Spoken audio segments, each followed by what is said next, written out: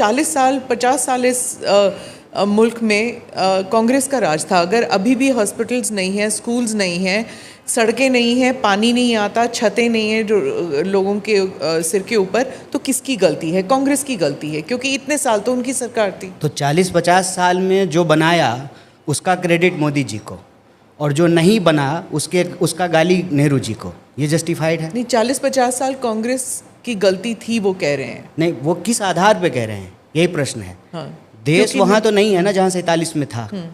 तो देश अगर सकारात्मक दिशा में आगे बढ़ा है, उसका क्रेडिट अगर कांग्रेस पार्टी को नहीं मिल रहा है, तो डिसक्रेडिट क्यों कांग्रेस पार्टी को दिया जा रहा है?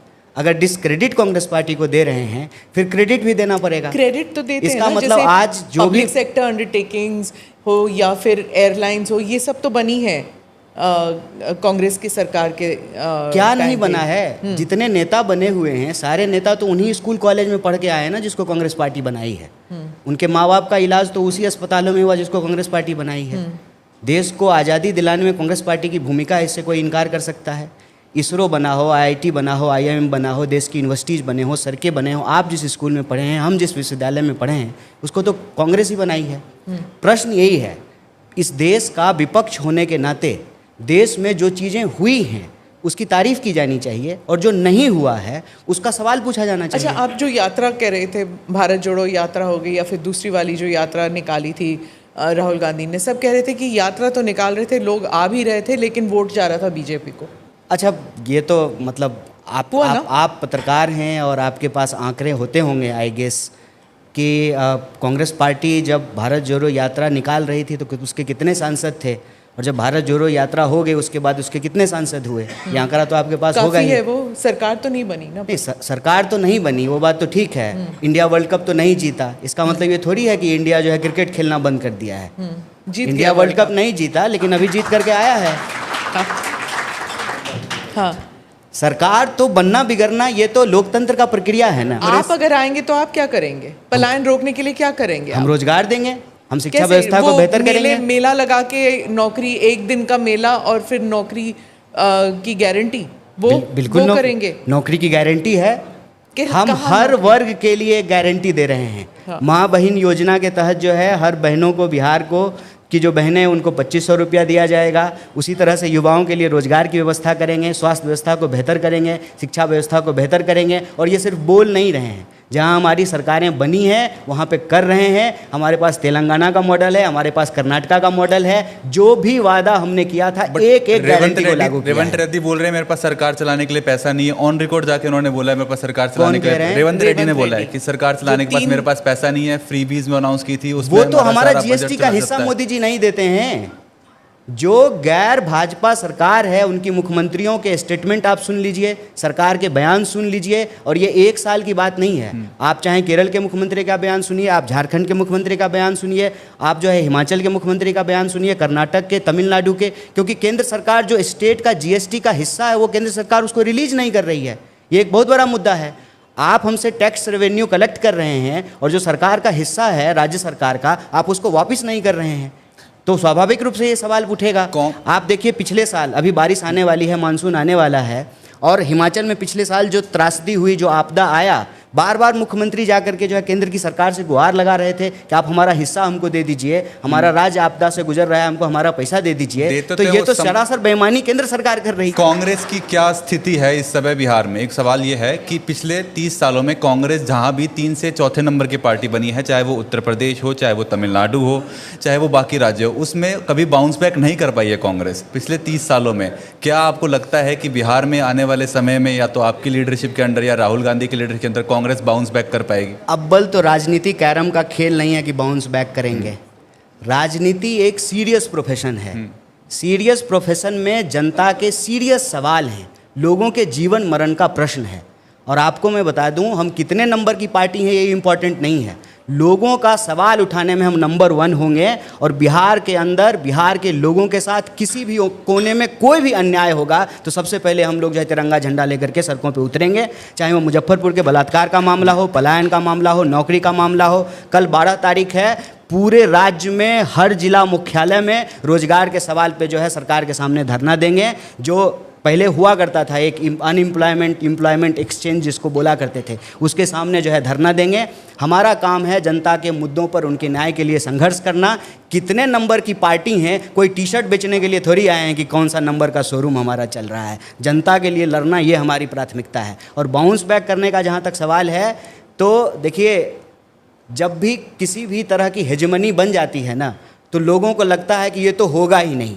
अंग्रेज भी जब 200 साल इस देश में रह गए थे तो लोगों को लगा था कि अंग्रेज जाएंगे ही नहीं। ये जो नए अंग्रेज हैं इनको तो आए हुए अभी 15 साल भी नहीं हुआ है। जिनका सूरज चढ़ता है उनका सूरज उतरता भी है। और ये बिहार की धरती है, याद रखिएगा। हम सूरज को उगने से पहले डूबते हुए सूरज को अर्घ देने वाले लोग हैं। छठी मैया का जब पूजा करते हैं तो उगते हुए सूरज का अर्घ बाद में देते हैं, डूबते हुए सूरज का अर्घ पहले देते हैं। तो हम डूबते हुए सूरज और उगते हुए सूरज दोनों की प्रक्रिया को समझते हैं, जीवन की निरंतरता को समझते हैं। यही बिहार का दर्शन है, यही बिहार की जो है इतिहास है, यही बिहार की परंपरा है। तो बिहार से जो रोजगार और नौकरी का सवाल, जो पलायन का सवाल उठा है, ये सिर्फ बिहार का सवाल नहीं है, पूरे देश का सवाल बनने जा रहा है। और जिन नेताओं ने हमारे देश के आम परिवार के घरों के बच्चों को बेरोजगार बनाया है, उनके बच्चों को बेरोजगार बनाएंगे। ऐसा नहीं होगा कि हमको नौकरी नहीं मिलेगी और जय शाह जो है आईपीएल में जो है टीम बनाएंगे, हम ड्रीम 11 पे टीम बनाएंगे और वो जो है आईपीएल का टीम बनाएंगे। जो नेता हमको रोजगार नहीं दे रहा है उसके बाल बच्चों को बेरोजगार करेंगे। यही लोकतंत्र की ताकत होती है। सुबह प्रशांत किशोर आए थे तो हमारी उनसे बात हुई, तो हमने उनसे पूछा कि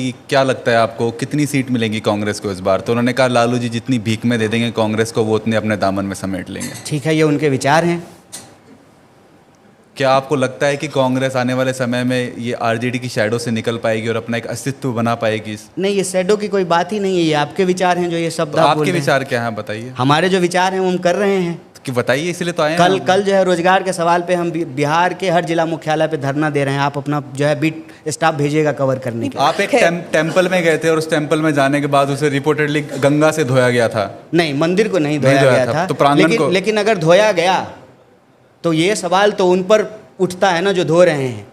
ये जो आज इतने साल के बाद 21वीं सदी में भी जो ऊंच नीच की मानसिकता नहीं छोड़ रहे हैं, जब देश में संविधान का शासन है, जिस संविधान के शासन में कहा गया है हम भारत के लोग, क्या ब्राह्मण, क्या दलित, क्या हिंदू, क्या मुस्लिम, क्या महिला, क्या पुरुष, हम भारत के लोग हैं। जो इस भारतीयता की परंपरा में विश्वास नहीं रखते हैं और ऊंच नीच की मानसिकता रखते हैं, शुद्ध अशुद्ध की मानसिकता रखते हैं, वही मंदिर धोएंगे हमारे जाने से। नहीं तो बताइए, मेरा तो नाम कन्हैया, मेरे नाम में ही जो है ईश्वर का नाम है। बताइए। तेजस्वी जी ने लेटर लिखा कि जुडिशरी में रिजर्वेशन होना चाहिए, प्राइवेट सेक्टर में रिजर्वेशन होना चाहिए। इसको लेके आपका क्या स्टैंड है? और जो आने वाला बिहार का पोल है, आपको क्या लगता है वो हाइपर इश्यूज़ पे लड़ा जाएगा, लोकल इश्यूज़ पे लड़ा जाएगा, जैसे कास्ट सेंसस पे लड़ा जाएगा, जॉब्स पे लड़ा जाएगा, माइग्रेशन पे लड़ा जाएगा, किस पे लड़ा जाएगा? देखिए, बिहार के जो इशूज़ हैं स्वाभाविक रूप से वो बिहार के इशूज़ हैं, लेकिन वो सवाल जब आप देखेंगे तो ऐसा नहीं है कि सिर्फ बिहार के इशूज़ हैं, देश के भी सवाल हैं। महंगाई का सवाल हो, शिक्षा का सवाल हो, रोजगार का सवाल हो, स्वास्थ्य व्यवस्था का सवाल हो, पलायन का सवाल हो, वो जो है बिहार के सवाल तो हैं ही। लेकिन ऐसा नहीं, देखिए जो देश के लोग बिहार के लोगों के साथ करते हैं, भारत के लोगों के साथ वही व्यवहार जो है अमेरिका में किया जा रहा है। प्रधानमंत्री जी कहते हैं नमस्ते डोनाल्ड ट्रंप, और इधर जो है कि भारतीय छात्र को जो है देखे थे ना हथकड़ी लगा करके, वीडियो नहीं देखे, हथकड़ी लगा करके जो है भारत डिपोर्ट किया जा रहा है। तो पलायन का सवाल जो है, अगर भारतीय हैं आप तो आपको भी बेहतर एजुकेशन के लिए जो है बाहर जाना पड़ता है, MIT में जाना पड़ता है, हार्वर्ड में जाना पड़ता है, आपको ऑक्सफोर्ड जाना पड़ता है, आपको लंदन स्कूल ऑफ इकोनॉमिक्स जाना पड़ता है। बिहार के लोगों को भी पढ़ने के लिए जो है देश में अपने राज्य से बाहर जाना पड़ता है, रोजगार के लिए बाहर जाना पड़ता है, काम के लिए बाहर जाना पड़ता है। आप चले जाइए पंजाब हरियाणा में, कनाडा जाने के लिए, वीज़ा लगाने के लिए कितना सारा जो है दुकान खुला हुआ है। तो ये जो सवाल हैं स्वाभाविक रूप से बिहार के सवाल हैं। आप इनको कह सकते हैं कि ये हाइपर लोकल सवाल हैं, लेकिन ये सवाल देश के भी सवाल हैं। बिहार का चुनाव स्वाभाविक रूप से बिहार के मुद्दे पर लड़ा जाना चाहिए, और बिहार का सबसे बड़ा मुद्दा ये है, आप कहीं चले जाइए, नौकरी एक बहुत बड़ा सवाल है। किसी सेंटर पे चले जाइए, पटना चले जाइए, भागलपुर चले जाइए, मुजफ्फरपुर चले जाइए, पूर्णिया चले जाइए, रोहतास सासाराम चले जाइए, गया चले जाइए, बेगूसराय चले जाइए, हर जगह विद्यार्थी जो है वो जो है छोटे छोटे कमरों में करकट जो है ये 44 डिग्री टेम्परेचर में जो है इतना तपता है, उसमें जो है दाल भात चोखा बना करके खाता है, दिन रात आंख फोड़ करके पढ़ाई करता है। जब नौकरी का बात आता है तो प्रश्न पत्र लीक हो जाता है, समय पे बहाली नहीं होती है, वैकेंसी नहीं निकलता है। और देखिए बिहार का स्थिति है, अगर नौकरी नहीं मिलेगा तो ब्याह नहीं होता है, ये सच बात है। रोजगार लोगों के लिए एक बहुत बड़ा सवाल है, और रोजगार जब बिहार में मिलता नहीं है तो स्वाभाविक रूप से लोगों को पलायन करना पड़ता है। अच्छी शिक्षा व्यवस्था नहीं मिलती है तो पलायन करना पड़ता है। और जो नेता सब आता है ना, तो एक काम कीजिएगा, उसे पूछिएगा कि उसका बेटा बेटी कहाँ पढ़ रहा है। मेरे तरफ से एक सवाल है। तेजस्वी आ रहे हैं, उसके बाद आपकी क्या अरे equation उनका है? बेटा तो भी पैदा ही हुआ है, वो कहाँ पढ़ने जाएगा? कैसा बात करते हैं? अरे जिसका बेटा बड़ा हो गया उससे पूछिएगा ना उसका बाल बच्चा कहाँ पढ़ा है। आपकी नहीं, ओर आप भी तो जेएनयू गए थे और वो भी तो दिल्ली गए हाँ, थे ना? मुझे मैं नहीं जाता, DPS, हाँ। मैं नहीं जाता अगर जेएनयू यहाँ होता। हाँ, अच्छा, अगर यहाँ एम्स में अच्छा इलाज होता तो नहीं जाता इलाज कुछ कराने ही के लिए। महीनों में बिहार के चुनाव होंगे तो राहुल गांधी यहाँ पर कैंपेन करेंगे। ऑलरेडी उन्होंने कह दिया, नरेंद्र सरेंडर का जो नारा दिया था, क्या आप लोग इसे उठाएंगे इस इलेक्शन में? प्रधानमंत्री नरेंद्र मोदी ने डोनाल्ड ट्रंप से कब सवाल किया है? भारत के हित में कब सवाल पूछा है?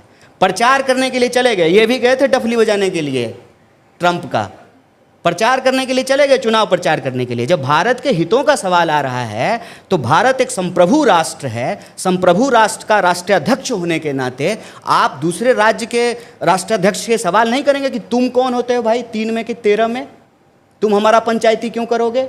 हम 140 करोड़ के देश हैं, तुमसे ज़्यादा पुराना लोकतंत्र का हमारा इतिहास है। जब अमेरिका का नामो निशान नहीं था, अमेरिका खोजा ही तब गया जब भारत खोजने के लिए कोलंबस निकला था।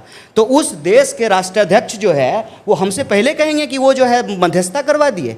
वो कौन होते हैं मध्यस्थता कराने वाले? सरेंडर करने का मतलब ये है कि युद्ध विराम की घोषणा प्रधानमंत्री करते ना, युद्ध विराम की घोषणा हमारी सेना करती, युद्ध विराम की घोषणा विदेश मंत्री करते, युद्ध विराम की घोषणा वही सोफिया कुरैशी करती जो बार बार आकर के ब्रीफिंग दे रही थी, क्या कार्रवाई हो रही इसकी जानकारी देश को दिया जा रहा है कि ट्रंप ट्वीट करके बताएगा कि युद्ध विराम हो गया है। कौन है वो ये कहने के लिए कि युद्ध विराम हो गया है? तो हम कह रहे हैं कि नरेंद्र मोदी डोनाल्ड ट्रंप के सामने सरेंडर हो गए हैं। पत्रकारों का वीडियो डिलीट करवा रही है सरकार अगर ट्रंप से कोई सवाल पूछ रहा है तो। आप भी सवाल पूछ लीजिएगा। तो आप अमेरिका का वीजा है कि नहीं है? हाँ है। तो अभी ट्रंप के खिलाफ 2 बात बोलिए, आपका वीजा कैंसिल कर देगा। बिल्कुल नहीं करेंगे। अच्छा, आपके दोस्त जेएनयू में भी कर रहे हैं ना? जेएनयू के जो छात्र हैं वो सब अपना सोशल मीडिया क्लियर कर रहे हैं, नहीं तो वीज़ा नहीं मिलेगा ना। तो वो सब आपके लीग के लोग हैं, हमारे दोस्त नहीं हैं इससे। आपके दोस्त कौन है फिर? हमारे दोस्त वो हैं जो सच को सच कहते हैं, झूठ को झूठ कहते हैं। हाँ, जेल में चले जाएं तो क्या हो जाएगा? हम लोग एक कहानी बार बार कहते हैं। आपको पता है आज राम प्रसाद बिस्मिल का भी जन्मदिन है। और राम प्रसाद बिस्मिल जो गाना गाते थे, सरफरोशी की तमन्ना अब हमारे दिल में है, देखना है जोड़ कितना बाजुएं कातिल में है, उसको लिखा है बिस्मिल अजीमाबादी ने, क्योंकि पटना को अजीमाबाद भी कहा जाता है। और राम प्रसाद, पंडित राम प्रसाद के नाम में जो बिस्मिल है वो बिस्मिल वहीं से लिया गया है। और आपको मालूम होना चाहिए कि राम प्रसाद बिस्मिल और अशफाक उल्लाह खान, एक पंडित दूसरा मुसलमान, दोनों मिलकर के इस देश की आज़ादी के लिए साझी शहादत दिया है। यही हमारा इतिहास है। सच को सच कहेंगे, झूठ को झूठ कहेंगे। तुम्हारी जेल में जितनी जगह है देख लेंगे। और बिहार में हम कहते हैं कि जब तक जेल में चना रहेगा आना जाना लगा रहेगा। आप पहले बेगूसराय से चुनाव लड़ते हैं, वहाँ से हार जाते हैं, आप फिर नॉर्थ ईस्ट दिल्ली में जाते हैं, वहाँ से हार जाते हैं, वापस बिहार आ जाते हैं। तो कहाँ वापिस नहीं आए हैं, मेरा वोटर आईडी बिहार का ही है। हाँ, लेकिन कहाँ की राजनीति करना चाहता है? अगर बिहार की राजनीति करना, मैं बिहार में ही रहूंगा, यहीं का पानी पीऊंगा। हम जग वालों, जब दुनिया से हम मेहनत कर, जब जग वालों से अपना हिस्सा मांगेंगे, एक बाग नहीं, एक खेत नहीं, हम पूरी दुनिया मांगेंगे। या फिर पंचायती नहीं कर रहे हैं सर। कोई राजनीति होगी ना कि मैं दिल्ली की राजनीति करूंगा, मैं बिहार की राजनीति में यहाँ पे रह के इस देश को आपकी सुधारूंगा। नौकरी है एएनआई की, हमारी नौकरी नहीं है। हम नौकरी नहीं करते तो हैं। कल को हम न्याय के लिए लड़ते तमिलनाडु हैं। से भी इलेक्शन लड़ तो सकते आप हैं। एएनआई से जो है कल दूसरे जो है टीवी में जा सकते हैं। हम नौकरी नहीं कर रहे हैं। निवेदन आपसे यही तो है। आप बिहार में रहेंगे, चुनाव हम बिहार में ही रहते हैं। नहीं, मतलब मेरा स्थायी पता बिहार है। मैं वोट देने के लिए बिहार ही आता हूँ। मेरा वोटर आईडी बिहार का है। वोट देने के लिए, वोट मांगने के लिए कहाँ जाएंगे आप? सिर्फ बिहार में या फिर केरला में जा सकते हैं? पूरे देश में वोट मांगते हैं। अभी जो पंजाब में बाय इलेक्शन हो रहा है वहां भी वोट मांगने के लिए गए थे। पार्टी ने हमको स्टार कैंपेनर बनाया है। आप बताइए स्मिता जी, आप दिल्ली से पटना कॉन्क्लेव करने के लिए आ गई हैं और हम पटना से दिल्ली नहीं जा सकते हैं ना, इसीलिए तो आप भी तो पत्रकार है ना। जितना नागरिक आप हैं उतना नागरिक हम हैं। आप आएंगे नहीं हमारे कोई पास, कंफ्यूजन नहीं है, इसलिए हम आपके पास आ गए। कोई कंफ्यूजन नहीं है। जिस कॉन्स्टिट्यूशन में पार्टी हमको चुनाव लड़ाएगी वहां से चुनाव लड़ेंगे। नौकरी थोड़ी कर रहे हैं नमन। कांग्रेस नेता ने ऑफ द रिकॉर्ड कहा कि राहुल गांधी को कन्हैया कुमार पे बहुत विश्वास है, उन्हें लगता है कि ये ऑर्गेनाइजेशन लेगेसी को इसको ऑफ द रिकॉर्ड कहने की क्या जरूरत है? मतलब कोई छिपे वाली बात थोड़ी है। हम तो ऑन रिकॉर्ड कर रहे हैं। उन्होंने कहा कि ऑफ द रिकॉर्ड कि कन्हैया कुमार पे उन्हें बहुत विश्वास है, उन्हें लगता है कि ये इंसान कांग्रेस की और ऑर्गेनाइजेशन लेगेसी को आगे लेके जाएगा। पार्टी के हम लोग वर्कर हैं, पार्टी अगर कहीं पे कोई मुहिम चला रही है, कोई कैंपेन कर रही है, तो एक कार्यकर्ता की तरह जो उस कैंपेन को आगे बढ़ाते हैं। बिहार के जो लोग हैं, बिहार के लोगों के लिए सबसे बड़ा नौकरी का सवाल है, चुनाव से पहले भी और चुनाव के बाद भी इस सवाल पे हम लोग अनवरत संघर्ष करने वाले हैं। और हमको उम्मीद है कि भले वर्ल्ड कप जो है इंडिया नहीं जीती थी, बाद में चैंपियंस ट्रॉफी जीती ना, इंडिया जीतेगी।